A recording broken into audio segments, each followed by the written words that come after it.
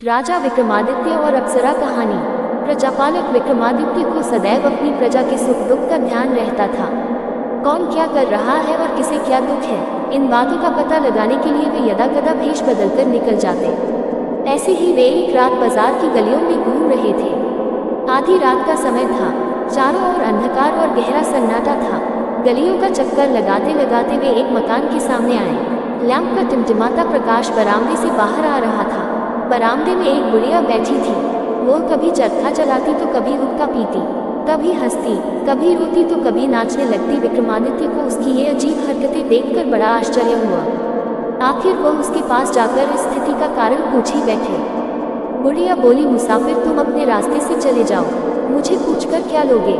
विक्रमादित्य कहने लगे, नहीं, वह तुम निधड़क होकर मुझे बताओ, मैं तुम्हारे दुख को अवश्य दूर करूँगा।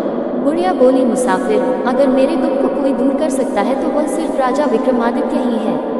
इसके अतिरिक्त और किसी के अंदर इतनी सामर्थ्य नहीं। विक्रमादित्य बोले, मैं ही राजा विक्रमादित्य हूँ, तुम बताओ तो सही। बुढ़िया बोली, तुम्हें एक शर्त माननी होगी। अगर 6 मास के अंदर तुमने मेरे कार्य को पूर्ण नहीं किया तो 6 मास समाप्त होते ही तुम्हारी मृत्यु हो जाएगी। इसमें कोई संदेह नहीं। विक्रमादित्य ने सहर्ष शर्त स्वीकार कर ली। बुढ़िया बोली, मेरा नौजवान बेटा और बहू अंदर के कमरे में सोए थे।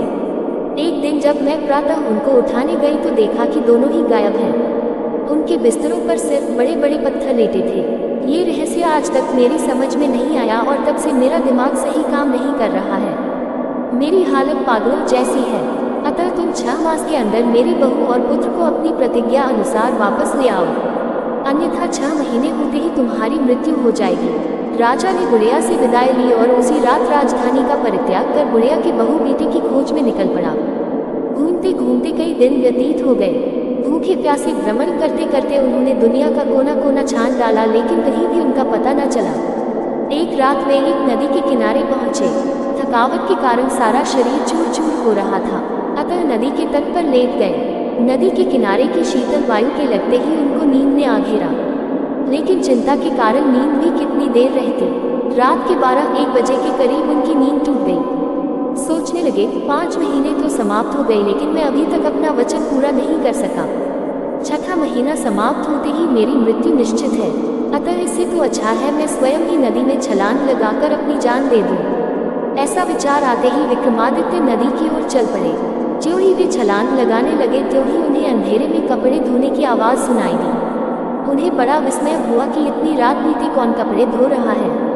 चलकर वहीं पहुंच गए। धोबी से पूछा, अरे भाई, तुम्हें आधी रात के वक्त कपड़े धोने की क्या आवश्यकता पड़ गई? धोबी बोला, महाराज, क्या करूं? हमारे यहाँ अनारकली नाम की लड़की है जिसने आज तक सूर्य का मुख नहीं देखा, दूसरों को तो देखना ही कहाँ।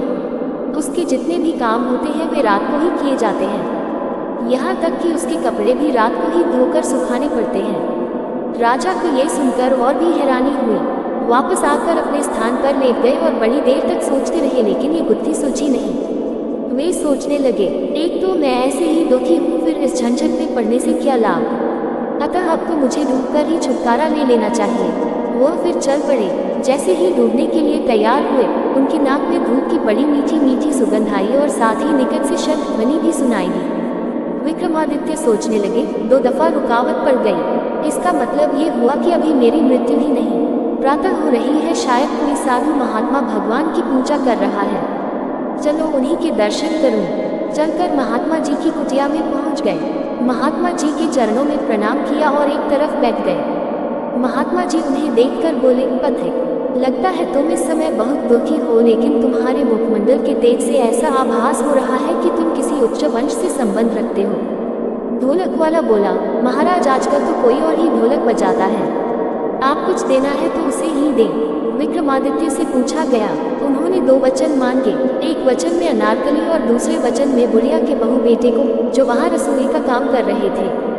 इंद्र को ये जानकर बड़ी प्रसन्नता हुई कि यही राजा विक्रमादित्य है।